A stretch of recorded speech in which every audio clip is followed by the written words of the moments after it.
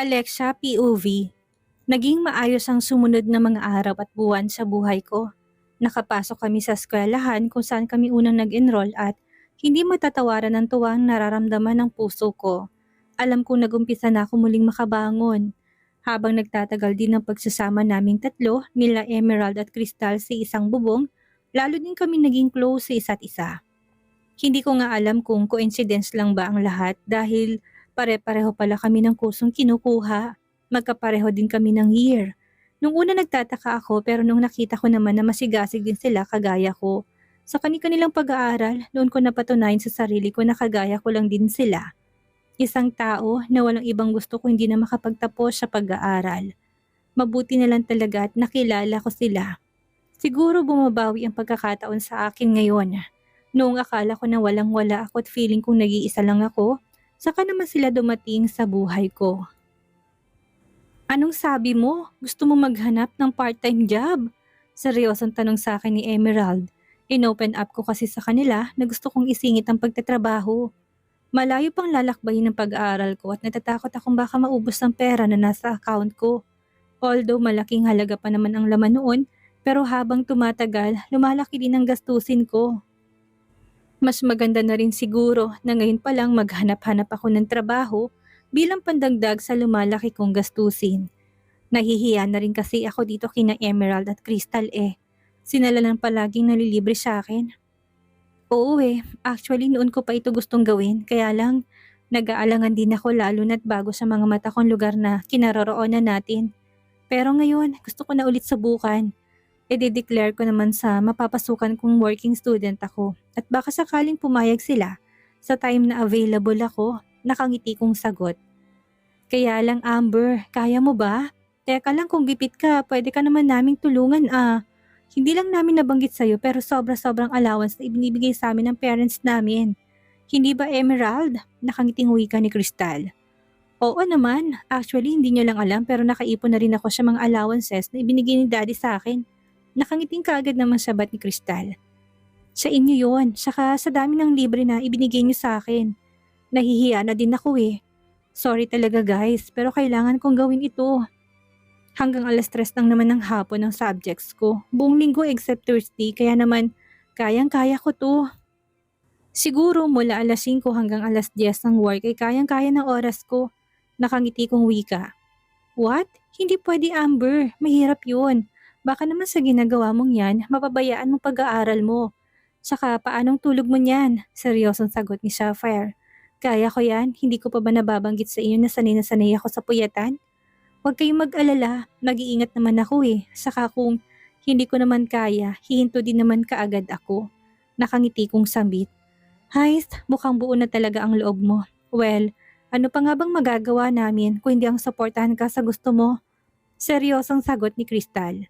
Pagkatapos ko nga, naming mag-usap ay tungkol sa paghanap ko ng trabaho, naging supportive naman sila sa akin.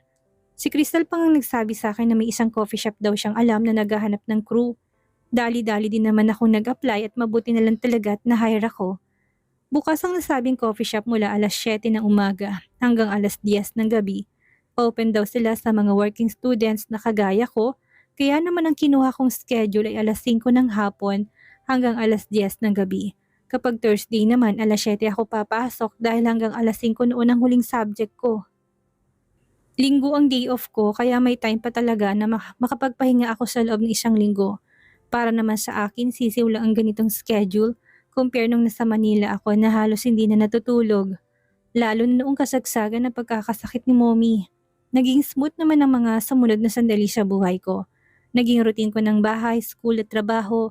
Noong mga unang linggo, medyo hirap ang katawan ko sa bago kong schedule. Pero hindi naman naglaon na sanay na rin ako. Lalo na't kung todo support sa akin ng mga kasama ko sa bahay na sina Emerald at Crystal. Amber, ready ng mga orders ng table 5. Ano ba yan? Ayaw nilang tumayo kahit na kanina pa naka-flash ang number nila sa screen. Pwede bang ikaw na lang ang maghatid kasi tambak pang mga orders natin eh. Abala kaming lahat dahil dagsa talagang mga customers dito sa coffee shop ngayong araw. Paano ba naman kasi weekend? Bukas at mukhang hindi kami makakapagsara nito sa tamang oras. Well, willing naman ako mag-overtime dahil Sabado kinabukasan at wala rin akong pasok sa school. Kapag weekends talaga medyo mahabang pahinga ko. Sunday naman ay day off ko. Okay, ako nang bahala. Nakangiti kong wika sabay bit-bit ng order ng isang customers na nasa isang tray na ayaw daw lumapit sa counter para kunin ang order. Iyon nga lang na makalapit ako hindi ko mapigilan na mapakunot noo sa gulat nang makilala ko na sabing customer. Walang iba kundi ang mommy ni Luther na si Mrs. Charlotte Blanco. Your orders po ma'am. Buong paggalang kong sambit sabay lapag ng mga in-order nila sa kanilang mesa. Umaasa ako na sana wag siyang tumingin sa akin at wag niya akong makilala.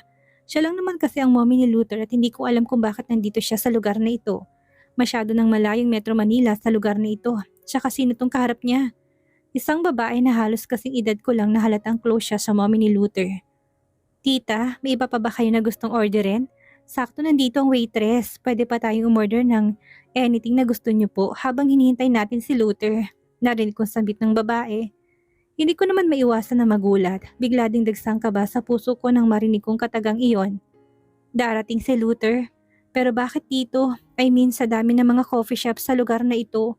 Dito pa talaga? Saka ano bang ginagawa nila sa lugar na ito? No, nothing. Enough na muna ito. Anytime naman ay pwede pa tayong umorder kung gusto natin. Narinig kong bigkas ni Mrs. Charlotte gamit ang seryoso niyang boses. Mga alis na sana ako sa table nila nang muli na naman siyang nagsalita. Thank you, and miss, padagdag na lang din ng tissue. Muling bigkas nito, ni isang sulya pa hindi niya ginawa sa akin kaya laking tuwa ko. Mas maganda nga yun para may dahilan talaga para hindi niya ako mamukhaan. Muli akong bumalik ng counter para kumuha ng tissue at muling bumalik sa table niya at nilapag iyon. Anything else ma'am? Formal kong tanong sa kanya nang maibigay ko ng request niya pero umiling lang siya at hindi na nagsalita. Kaya lang, bida-bida talaga siguro ang kasama niya dahil bigla tong sumabat. No, nothing. Pero gusto kong paantabi na lang kami para sa karagdagang orders. Sabihin mo din sa manager mo na VIP customers kami at dapat nang ibigay niya serbisyong nararapat sa amin. May katarayang wika nito. Nakangiti naman akong tumango. Julina, enough. Don't forget na ayaw ni Luther ng mga ganyang pag-uugali. Miss, you can go now. Huwag mo na lang kaming pansinin. Seryosong sabat ni Mrs. Charlotte. Sa pagkakataon na ito nakatitig na siya sa akin kaya mabilis na din akong umalis sa harapan nila habang ramdam ko pa rin ang kabog ng dibdib ko. Nakilala kaya niya ako? Sana hindi. Hanggat maaari ayaw ko na magkrus ang landas namin. Masyado nang maraming nangyari at ayaw ko nang maulit yon. Pagdating ng counter, pasimple ako muling lumingon sa gawin nila Mrs. Charlotte. At nang mapansin ko na nakatitig din siya sa akin, dali-dali ako naglakad patungo sa pinakaloob na bahagi ng coffee shop. Sa lugar kung saan hindi niya ako matatanaw pa. Amber, are you okay? Namumutla ka ha? Nasa ganun akong sitwasyon nang i-approach ako ng kasamahan ko sa trabaho na si Marvin. Kagaya ko working student din siya. Ha? Oo. Okay lang ako. Teka lang, nasan nga pala si manager? Parang masakit kasi ang ulo ko eh. Okay lang kaya kung mag-early out ako?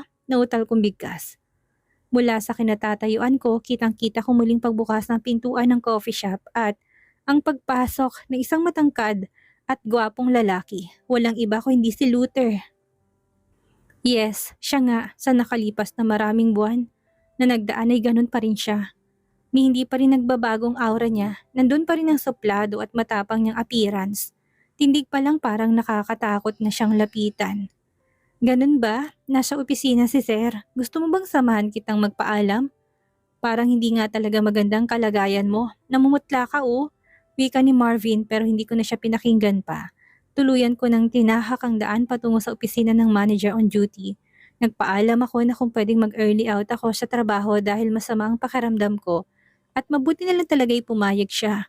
Napansin niya marahil ang pamumutla ko eh.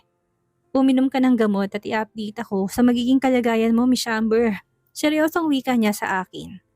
Tanging tango lang ang naging sagot ko at mabilis na rin nagpaalam. Sa likod ng bahagi ng coffee shop ako dumaan, yung nga lang, ang problema pala ay nasa kabilang bahagi ang pila ng mga tricycle na dapat kong sakyan pa uwi ng bahay. Kailangan ko pa rin palang umikot at dumaan sa harapan ng coffee shop. No choice ako kung hindi ang tataga ng kalooban ko. Nasa loob ng coffee shop si Luther pero ang mga bodyguards niya nakabantay sa labas.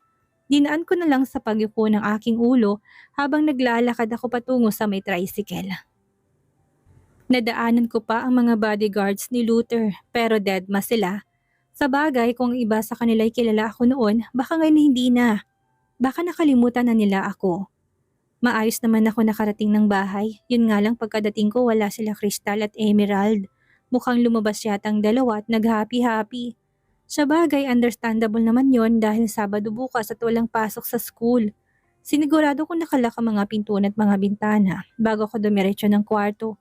Pagkapasok ko sa loob ng kwarto parang hapong-hapo ako na napaupo sa ibabaw ng aking kama. Patuloy pa rin naglalaro sa isipan ko ang itsura ni Lucina. Ilang months na ba nang mabilis na lumipas? 8 months na. Yes, 8 months na simula nung huli ko siyang nakita at wala pa rin pinagbagong tindig niya. Siya pa rin ang dating Luther na kilalang kilala ko. Kinaumagahan maaga ako nagising pero mas maaga pa pala si Crystal na nasa kusina at abalanan sa pagluluto, samantalang si Emerald naman ay nag-jogging daw sa labas. Amber, dumaan kami kagabi sa coffee shop kung saan ka nagtatrabaho, pero maaga ka daw umalis. May sakit ka daw? Kamusta na pakiramdam mo ngayon? Seryosong tanong sa akin ni Crystal. Naglakad ako patungo sa ref at nagsali ng tubig sa baso at ininom yon. Uy, biglang suma yung pakiramdam ko. Pero huwag kang mag-alala. Ayos na ako ngayon, nakangiti kong sagot.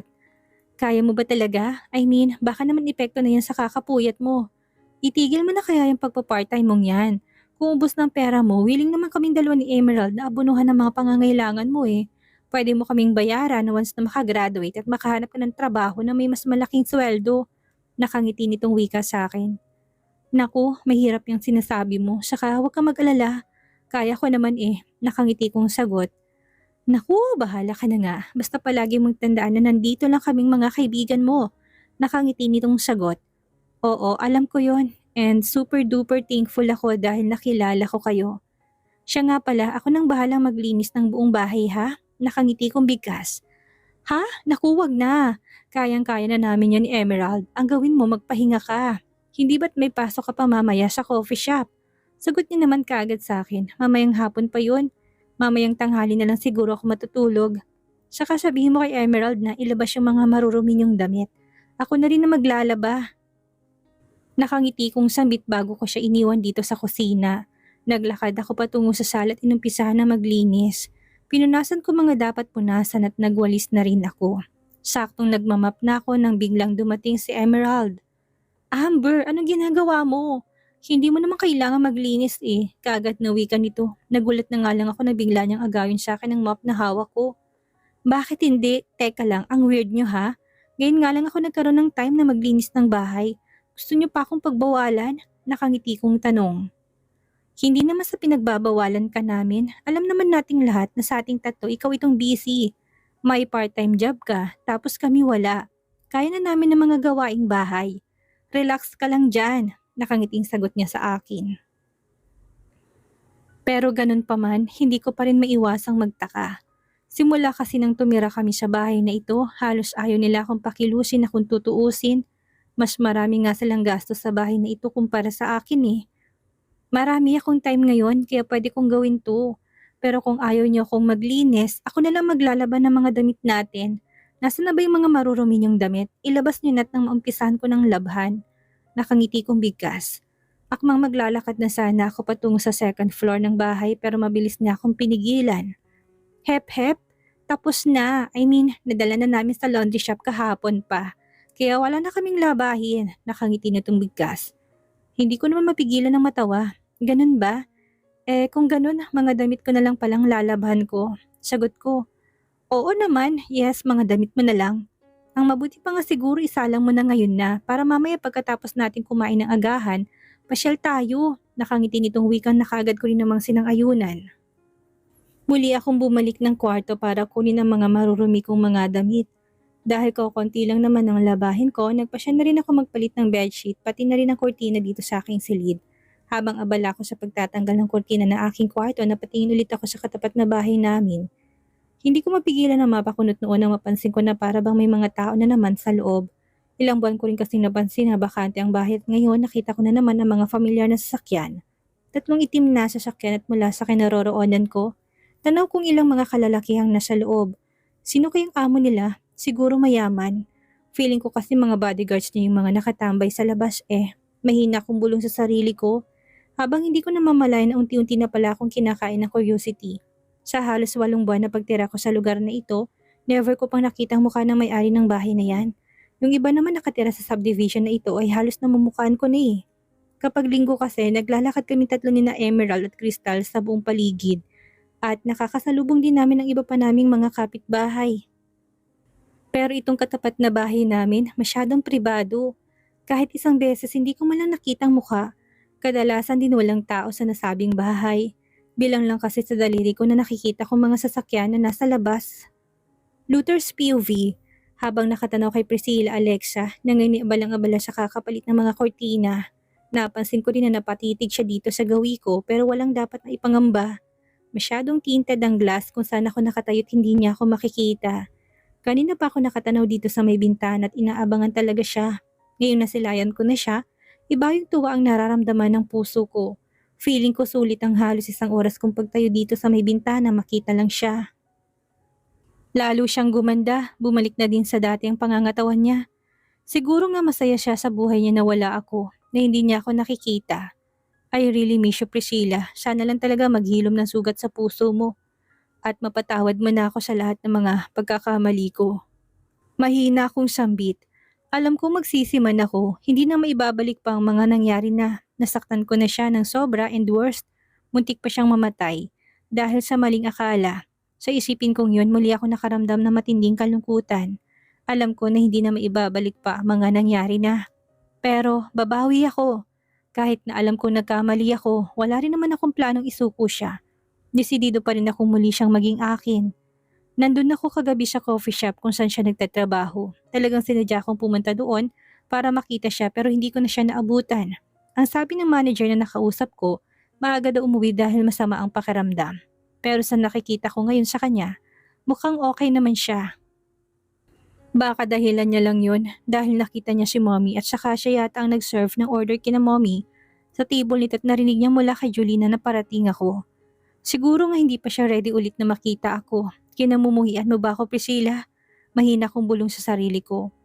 Pagkatapos noon, dinampot ko ang aking phone at may tinawagan. Emelot, bakit nakita ko si Priscilla na nagtatrabaho? Seryosang boses na tanong ko pagkatapos itong sagutin ang tawag ko.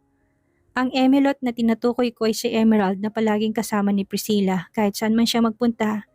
Sir, sorry po, ayaw po kasi ni ma'am na magpatulong. I mean, mas gusto niya po siya na lang daw po ang nahihiya daw po siya sa amin. Dahil palagi na lang daw namin siyang nililibre. Kaagad din naman ito nasagot sa akin. Hindi ko naman mapigilan ang mapangiti. Hindi pa rin nagbabagong Priscilla ko, ganun pa rin ang ugali niya. Hanggat maaari ayaw niya talagang mag-take advantage kahit na kanino. Help her. Huwag niyo siyang hayaang mapagod. Kumain na ba siya? Seryosong tanong ko. Not yet sir, pero ready na po ang mga foods. Yayayain na po namin siya. Sagot din naman niya kaagad. Isang malalim na buntong hiningang pinakawalan ko bago tumango-tango. Okay, maiksing sagot ko bago tuloy ang pinatay ang tawag. Pagkatapos ko makausap si Emelot, minuksan ko ang monitor na nasa harapan ko. Hindi ko na matatanaw si Priscilla sa may bintana. Tapos na marahil siyang magpalit ng kortina kaya pinagkasya ko na lang ang sarili ko na panoorin siya. Sa pamamagitan ng kuha ng CCTV, may mga hidden camera sa loob ng bahay at nakikita kong bawat kilos niya. Sa loob ng bahay na ngayon ikausap niya na si Emelot. Halatang gustong tulungan ni Priscilla si Emelot na siya na ang magbitbit ng mga daladala nito pero ayaw ni Priscilla. Medyo matigas din talaga ang ulo nito. Ni hindi niya man lang naisip na pakawala ko ang 2 taong kasama niya ngayon. Mga taong binayaran ko para bantayan siya at protektahan sa lahat ng oras. Hindi ko mapigilan na pagguhit ng malungkot na ngiti sa labi ko. Ano kayang mararamdaman ni Priscilla kapag malaman niya na hanggang ngayon ay nakasubaybay pa rin ako sa kanya? Magagalit kaya siya sa akin? Kamumuhian niya kaya ako? Miss na miss ko na siya. Gusto ko na ulit siyang makasama. Gusto ko na ulit siyang mahawakan. Hindi ako magsasawang titigan siya sa malayo. Kahit papaano masaya akong makitang muling bumalik sa dati ang sigla niya. Pero hindi ko maipapangako kung hanggang saan at kailan kaya ko magtitiis. Lalo na't nire-report sa akin nila Crystal at Emelot na marami daw lalaking aali-aligid dito. Naharang lang nila kaagad kaya hindi sila makalapit kay Priscilla. Of course, kaya nga sila nasa tabi ni Priscilla. Hindi lang para protektahan ito kundi para na rin harangin ang posibleng mga naliligaw na lalapit dito. Sir, sorry to disturb you, pero sa Monday na daw po ang ribbon cutting ng library building na i-donate nyo sa eskwelahan kung saan pumapasok si Miss Priscilla. Ang mga pangako nyo din sa kanila na mga computers ay bukas na ang darating sa eskwelahan nila. Imporma sa akin ni Mr. Rodney Quezon, ang aking executive secretary. Okay, mabuti naman kung ganon. Seryosong sagot ko. Pagkatapos noon, muli ako napatingin sa monitor kung saan nakikita ko nang nag-umpisa ng kumain si Priscilla. Mukhang palagay na rin talaga ang loob niya kina Emilot at Krista. Pakisabi sa driver na ihanda ang sasakyan. And na-expect ako ni mommy ngayon sa hotel kung saan siya naka-check-in. Seryosong utos ko. Yeah, si mommy na hindi ko alam kung bakit nandito rin siya sa probinsya. Nagulat na lang ako kahapon na bigla na lang siyang tumawag sa akin at gustong makipag-usap.